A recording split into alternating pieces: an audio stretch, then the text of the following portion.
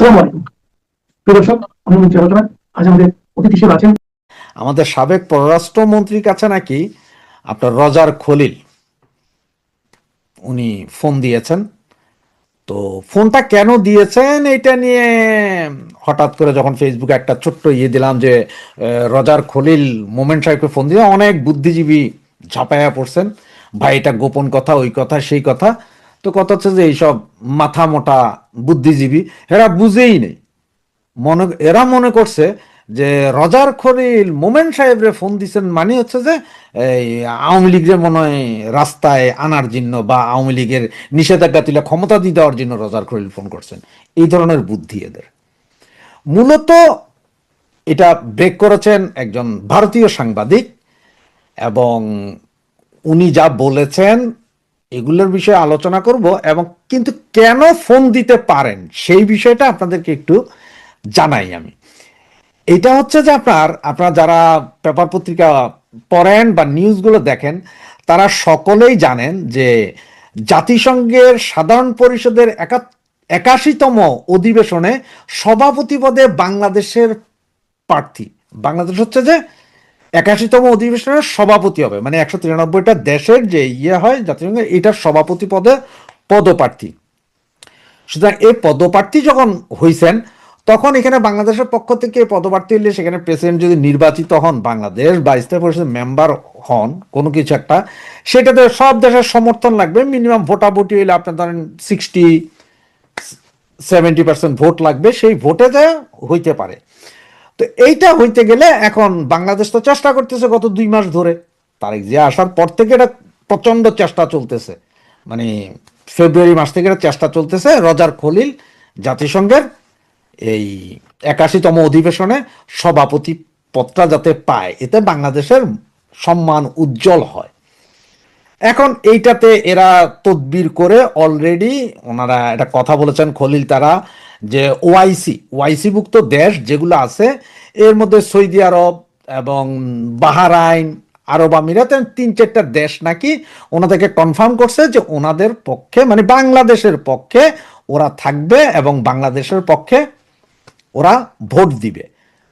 এখন এই যখন অবস্থা, এরই ভিতরে করলো কি আপনার আওয়ামী লীগ, যে আওয়ামী লীগ বলতে আমি ইউএস আওয়ামী লীগ এবং ইউএসএ ওখানে যারা মুক্তিযুদ্ধের সপক্ষের লোকজন, এরা সবাই মিলে একটা ফাইল রেডি করলো। এই ফাইলে এই খলিলুর রহমান অতীতে কি কি কাজ করেছে, এই খলিলুর রহমান যে মানবতা বিরোধী অপরাধের দায়ে দণ্ডিত দুষ্ট একজন লোক, এই খলিলুর রহমান যে বাংলাদেশের একটা বৃহৎ রাজনৈতিক দল আওয়ামী লীগ, যে দলের মাধ্যমে এই দেশ স্বাধীন হয়েছে, সেই দলটাকে ব্যান করার জন্য যা যা করেছে, এই পর্যন্ত যতগুলো মব সৃষ্টি করেছে, তিনি আগে অতীতে কখন মার্ডার করেছিলেন এবং কি হয়েছিলেন, এগুলো সবগুলো দিয়ে এই লোককে, বা এমন পরিস্থিতি যেখানে বাংলাদেশের মানুষ কথা বলতে পারছে না, মবের শিকার হচ্ছে, প্রতিদিন মার্ডার হচ্ছে আওয়ামী লীগ, ছাত্রলীগ, যুবলীগের ছেলেরা, স্বাধীনতা পক্ষের লোকজন মার্ডার হচ্ছে, মুক্তিযোদ্ধাদের গলায় জুতার মালা হচ্ছে, সবকিছু দিয়ে জাতিসংঘে এই চিঠি পাঠিয়ে দিয়েছে।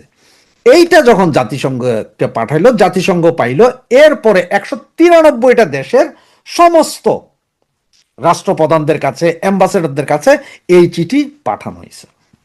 এই চিঠি পাঠানোর পরে স্বভাবতই যখন কোন একটা রাষ্ট্র কাউকে বলে যে আমার পক্ষ থেকে অমুক নির্বাচন করবে, তখন কিন্তু কেউ এই ধরনের থাকে না যে খুব ভালো সৎ লোক এরকম একজন রাইনা বসানো হয়, দেওয়া হয় যে ঠিক আছে।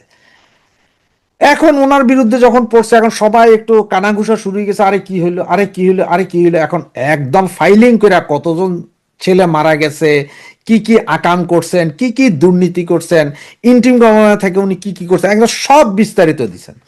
তো এখানে খালি আমেরিকার সমর্থন থাকলে হইব না, আমেরিকা, ইউরোপিয়ান এইভাবে সমর্থন থাকলে 193টা দেশ, এর মধ্যে মিনিমাম 80টা দেশের মিনিমাম সমর্থন লাগবে, 70-80টা দেশের যথাসম্ভব মনে হয়, বা 100 দেশের এরকম, মানে 60-70% সমর্থন ছাড়া হবে না। এখন ওনারা এটা করার পরে এখন এটা তো মাথায় ধরে গেছে সবার, যার কারণে খলিলুর রহমান বর্তমানে এখন পর্যন্ত আমেরিকাতে আছেন। উনি নাকি আপনার মোমেন সাহেবকে ফোন দিয়েছেন। তো মোমেন সাহেবকে ফোন দেওয়ার কারণটা কি? মোমেন সাহেবকে ফোন দিতেই পারেন, কারণ মোমেন সাহেবের কিছু রিলেশন অবশ্যই আপনার এই খলিল ভাইয়ের লোকজনের সাথে আছেন। তো এদের কারণে ফোন দিতে পারেন মোমেন সাহেবকে, অথবা লামিয়া মোর্শেদের কারণেও ফোন দিতে পারেন, কারণ লামিয়া মোর্শেদের সাথে ভালো সম্পর্ক মোমেন সাহেবের, সেই হিসাবে ফোন দিতে পারেন। এখন ফোন দিয়ে নাকি ওনার যে কথাটা ছিল, সে কথাটা ছিল যে আপনারা প্লিজ দয়া করে আমাদের দিকে তাকিয়ে, বাংলাদেশের দিকে তাকিয়ে এই চিঠিটা তুলে নেন। কারণ হচ্ছে যে আপনাদের এই চিঠির কারণে অনেক দেশই এখন আমাদেরকে ভোট দিতে নারাজ হবে, আর এইটা যদি হয়ে যায় তাহলে আমরা আর পারবো না। সুতরাং উনি খুব রিকোয়েস্ট করছেন। তখন মোমেন সাহেব নাকি বললেন যে ভাই আমারে বলে তো লাভ নাই, এইটা আপনারে বলতে হবে কারে? এটা আপনারে বলতে হবে ইউএস আওয়ামী লীগকে। ইউএস আওয়ামী লীগের 88 জন মেম্বার আছে, প্রত্যেককে আপনি ফোন করে রিকোয়েস্ট করতে পারেন। যদি ওনারা তুলে নেয় তাইলে তুলে নিতে পারবো। এটা তো আমের তোলার কিছু নাই, কারণ আমি তো কিছু না। মোমেন সাহেব তো সাবেক পররাষ্ট্রমন্ত্রী, উনি তো কিছু না। এটা তো আওয়ামী লীগের পক্ষ থেকে, ইউএস আওয়ামী লীগের পক্ষ থেকে এই চিঠি দিয়েছেন এটা। এবং উনি নাকি এটাও বলেছেন যে দেখেন, এটার সিদ্ধান্ত, এটা তুলবে তুলবে না, থাকবে থাকবে না, এটা তো নেত্রী সিদ্ধান্ত নিবে। আওয়ামী লীগের সভানেত্রী জননেত্রী শেখ হাসিনার সিদ্ধান্ত নেবে, ওনার বাইরে তো কেউ কিছু করতে পারবে না। এখন কথা হচ্ছে যে উনি এই ফোনটা দিচ্ছেন। দেখেন, এই বিএনপি এর আগে ক্ষমতায় আসার আগে আওয়ামী লীগের হেন কোনো নেতা নাই যাদেরকে ফোন দেয় নাই। এমন কোনো নেতা নাই, কর্মী নাই যাদের বলে নাই যে আমরা জিতান আমাদের এইবার, আমরা আপনাদের সব করব। যে ধরাটা আওয়ামী লীগ অলরেডি একবার খাইছে, যে ওরা ক্ষমতায় আইসা কিন্তু দেখাইছে খেলা। এখন কথা হচ্ছে যে এখন আপনার খলিলকে এই জায়গায় জিতাইতে বা বাংলাদেশ জিতুক এটা করতে যাইয়া, যে আপনি খলিল সাহেব, আপনার দুর্নীতিপরায়ণ লোক, আপনারে জিতানোর জন্য বিএনপির এই হেল্প করতে যাইয়া আমাদের ব্যান্ড করে রাখছেন। তা আমাদের ব্যান্ড তোলেন, গিভ অ্যান্ড টেকের বিষয় আছে। গিভ অ্যান্ড টেক, যদি গিভ অ্যান্ড টেক না থাকে তাহলে তো হবে না। কারণ হচ্ছে আপনি প্রতিবার আমাদের সাথে খেলবেন আর আমরা আপনার কথায় ওই লেবন চুস দিলেন আর আমরা চুষতে চুষতে চলে গেলাম, সেটা তো হবে না। তো এটা হচ্ছে মূল কাহিনী।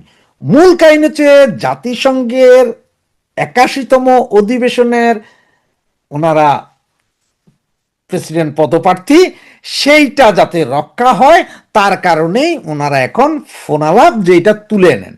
কিন্তু এইটার ওনারা যে তুলে নেওয়ার অনুরোধ জানাইছেন, তো এটা কেউ ভাইবেন না যে এটা অনুরোধ জানাইছে মানে এমন যে আওয়ামী লীগের কালকে, না না না না, এটা বিএনপি এর বিশ্বাস করার নাই। যদি হ্যাঁ এটা করতে পারে, এখন যদি ওরা আমাদের সবকিছু তুলে নেয়, আমাদের ওই যে লাখ লাখ নেতাকর্মীকে ছেড়ে দেয়, যাদেরকে অবৈধভাবে বিভিন্ন মামলায় আটক করে রাখছে, এগুলো যদি ছেড়ে দেয় তাইলে একটা কথা হইতে পারে। এই চিঠিতে কিন্তু আছে, এই চিঠিতে দাবিগুলো আছে যে আমাদের মাননীয় প্রধানমন্ত্রীর বিরুদ্ধে যে মামলা হয়েছে, অবৈধ ট্রাইব্যুনালে যে অবৈধ মামলা, অবৈধ রায়, এই রায় বাতিল করতে হবে। আমাদের প্রায় 1.5 লক্ষ নেতাকর্মী এই মুহূর্তে মিথ্যা মামলায় জেলে, এদেরকে জেলে রাখছে এই খলিলুর রহমানের সব বিএনপির পরামর্শ এবং ইন্ট্রিম গভর্নমেন্ট। এবং আমাদের ছেলেপেলেদের বিরুদ্ধে এই পর্যন্ত প্রায় আপনার 2 লক্ষের উপরে মামলা হয়েছে, এগুলো তারা যায়। সুতরাং এই জিনিস একটা সবগুলোকে সিনেমা কাটিং এ তুলে দিয়ে পরিষ্কার করে সকলের হাতে তুলে দিয়েছে 193টা দেশের হাতে। তার মানে 193টা দেশ এখন চিন্তা করবে যে যেই লোক বা যেই দেশ নিজের দেশের জনগণের উপর অত্যাচার চালায়, সেই দেশকে কি জাতিসংঘের 81তম অধিবেশনে প্রেসিডেন্ট করা যায় কিনা, বা যদি তাকে করা হয় এর পরবর্তী কনসিকুয়েন্স কি হবে, সে অন্যদের সাথে কি করবে, এটা হচ্ছে যে মূল কাহিনী। তো জয় বাংলা, জয় বঙ্গবন্ধু।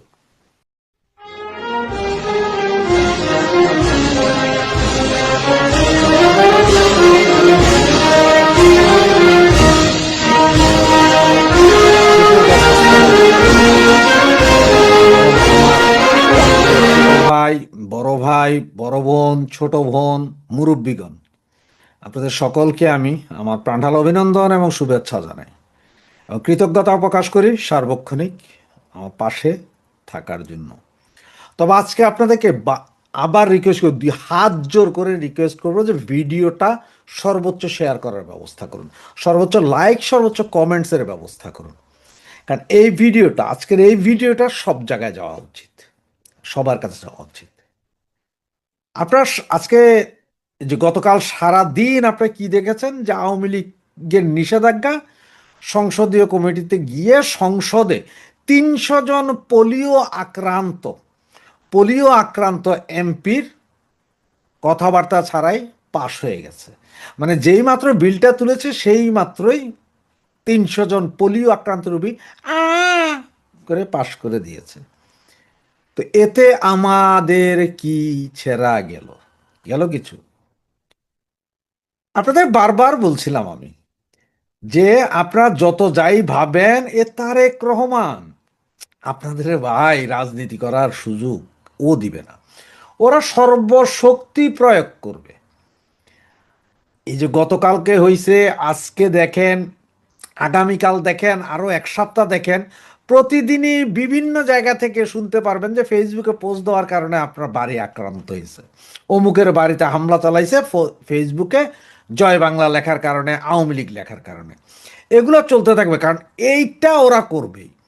কারণ ওদের কাছেও সবচেয়ে বড় ভয় এই আওয়ামী লীগ।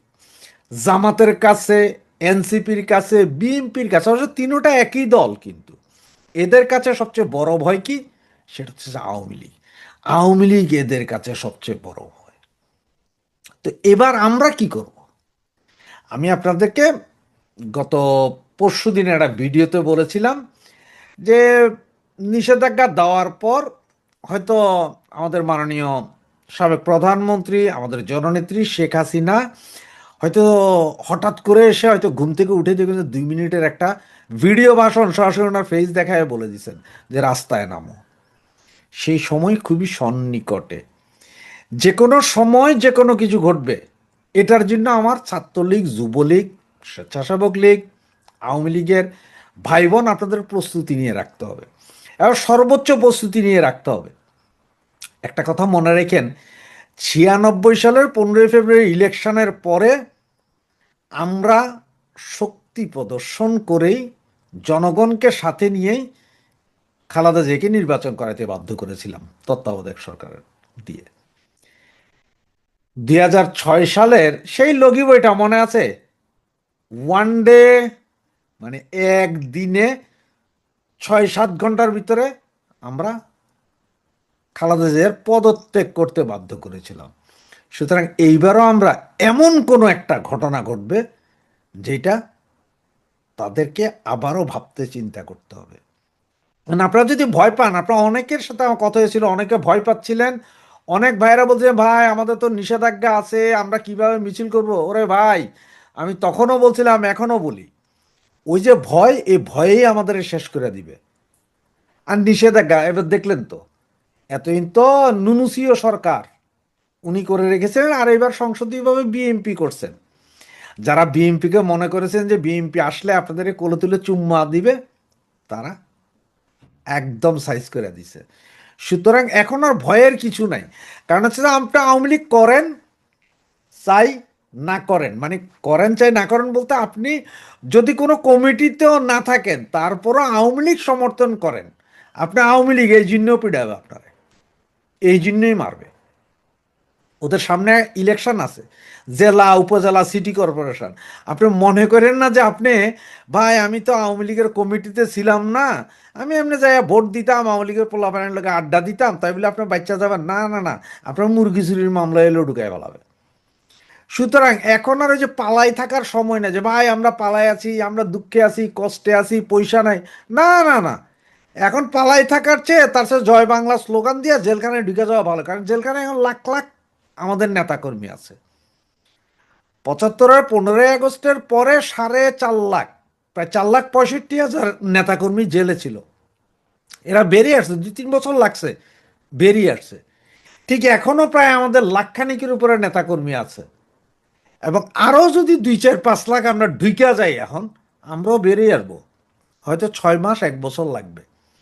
আপনারা তো অনেকে বলতে পারেন ভাই আমরা জেলে গেলে আমাদের পরিবার, ভাই আপনারা নিজেরাই বলেন যে আপনি এখন কষ্টে আছেন, দুঃখে আছেন, তো আপনি তো কোনো কাম কাজ করতে পারতেছেন না, পালাই আছেন তো, কোথাও না কোথাও যে তো পালাই আছেন, তো পালাই থাকার দরকার কি?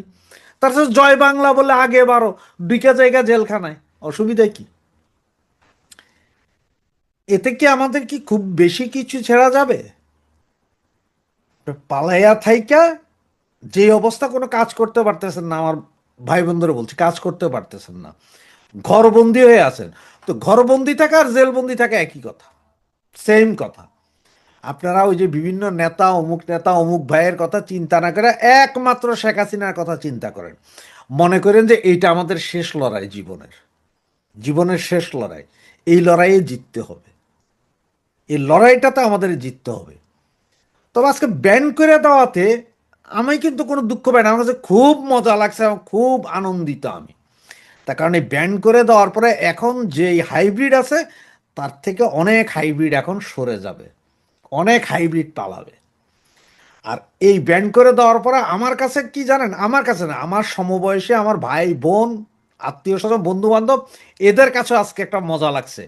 এটা কি জানেন, আমরা 88, 90, 90, 91, 96, তারপর আপনার 2001, 2006-এর সেই মুহূর্তটা ফিরে পাচ্ছি। মানে ওই সময় আমরা বিভিন্ন জায়গায় পালাইছিলাম, মাইর খাইছি, ধর খাইছি, গাড়ি আক্রমণ করতে গেছি, হরতাল ডাকছি, আর জেলে গেছি, বহুত কিছু আছে। এই চানটা আবার আসছে। বহু বছর আওয়ামী লীগের 17 বছর যার ছিল, 16 বছরের মতো আন্দোলন সংগ্রাম কেউ গড়াই উঠতে পারেনি, কারণ দেশ শান্তির জন্য আন্দোলন করবে কি? কিন্তু এখন একটা বিরাট সুযোগ, দেশ অস্থিতিশীল, পেট্রোল নাই, খাদ্যদ্রব্য নাই, পোলাপানের কাম নাই, শিক্ষাক্ষেত্রে জায়গা নাই, সব কিছু মিলে দেশ অলরেডি অগ্নিগর্ভা। আর এইটাকে, এই স্ফুলিঙ্গটাকে কাজে লাগানোর জন্য একটা ক্লিকের দরকার। আর সেই ক্লিক বিএমপি সোজা তুলে দিল কারাতে, আওয়ামী লীগের হাতে ব্যান্ড করে। আওয়ামী লীগের ব্যান্ড করলে কি ভাই সব ব্যান্ড? আমরা ধরে নিলাম আমি যে আওয়ামী লীগের বেশি ভোটার নাই, 1 কোটি, 1.5 কোটি, 2 কোটি, সব কি মরে গেছে গা? সব কি বঙ্গোপসাগরে ভাইসা গেছে? আমরা আসি না, পাড়ায় মহল্লায় ঘরে বাড়িতে আমরা আসি তো। তা আমরা বাইরিতে হবে, শক্তি প্রদর্শন করা ছাড়া এখন আর বৈশা থাকার কাম নাই। যেন আমি বলতেছি যে আমি আমৃত্যু আওয়ামী সমর্থক, আমি আমৃত্যু আওয়ামী সমর্থক। আপনি, আপনিও আমৃত্যু আওয়ামী সমর্থক নয় কি? তা আমরা যারা সমর্থন করি, যারা সরাসরি আওয়ামী লীগ করি, যারা আওয়ামী পরিবার, তারা এখন দেখানোর সময়। এই যে আপনারা সবসময় বলেন যে অমুকরে নেতা বানাইছে, তমুকরে নেতা বানাইছে, এরা দের নেতা বানাইছে, জেলে গেছে 6 মাস 1 বছর খাইতে এসে পরে কইছে যে ভাই আমি তো কারা নির্যাতিত। তাহলে এখন যে লক্ষ লক্ষ আমার ভাই বোনরা মামলা খেলেন, সব জেলে ঢুকেন, সব তো কারা নির্যাতিত, সবাই কারা নির্যাতিত। এখনো আপনারা চিন্তা করেন ভাই আমারে এই সভাপতি বানাইলো না কেন, আমারে সেক্রেটারি বানাইলো না কেন, আমারে সদস্যপদ দিল না কেন, এই জন্য আমি কি করুম, পরবর্তীতে আমারে ইয়ে করা হবে কিনা, কি যে নেতা বানানো হবে কিনা। ভাই এখন নেতা বানানো হবে কি হবে না সেইটা বাদ দেন, আগে মাজার সোজা করার জন্য হইল আমাদের রাস্তায় নামতে হবে, এর কোনো বিকল্প নাই। আমি বারবার বলছি আপনাদের, সকলে ঐক্যবদ্ধ হয়ে এখন নামতে হবে, আমাদের ঐক্যের আগে খুব বেশি দরকার। আর এখন সময় শক্তি প্রদর্শনের, কারণ যে মিনমিনে করা, ফেসবুকে খালি লেখা, আর এই যে আমাদের মতো কটকট করা, এগুলা ছাইরা দিয়া এখন হচ্ছে শক্তি প্রদর্শন করতে হবে। ব্যান্ড হয়ে গেছেন, আমাদের ব্যান্ড করে দেওয়া হয়েছে, রাস্তা ঘাটে যেখানে পাবে এই বিএনপির উচ্ছৃঙ্খল জামাতি বিএনপির বলাবেন আমাদের পিটবে। তোরা আমাদের 10 জন যদি পিটতে আসে, আমরা কি একজনও ধরতে পারবো না, একটারও মারতে পারবো না? মাইরবানি বুঝেন তো, গালের এফোর এফোর করে দিতে পারবো না? আমরা না হয় গেলাম, এরা 10 জনে আইসা আমাদের একজনে মাইরা ফেলা হতো, তো আমরা মরার আগে একজন লইয়েই যাই না। চিন্তাটা এটা রাখেন যে যে যেখানে পারবে সেটা একটারে লইয়েই খাবো, একজন একজন রে খাইয়ে দিব, অসুবিধা নেই, এরপরে মরে গেলাম, অসুবিধা কি? দেশ তো বাঁচাইতে হবে, দেশ বাঁচাইতে হবে। এই দেশ এই জঙ্গিদের হাতে তুলে দেওয়া যাবে না। এই দেশ বাঁচাইতে হইলে আমাদের ঐক্যবদ্ধ হইতে হবে। এই দেশ বাঁচাইতে হলে আমাদের প্রতিরোধ গড়ে তুলতে হবে। প্রতিরোধ করা ছাড়া কিছুই আসবে না। না কানলে, বাচ্চা যদি না কান্দে মায়ে দুধ দেয় না। সুতরাং আমরা যদি প্রতিবাদ না করি আমাদের জন্য কিছুই না।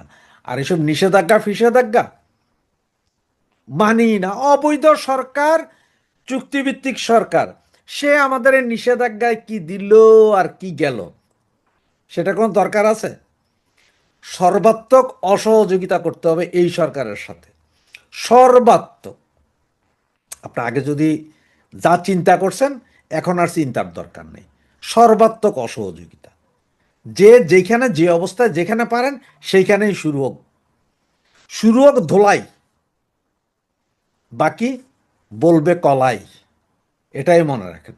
জয় বাংলা, জয় বঙ্গবন্ধু।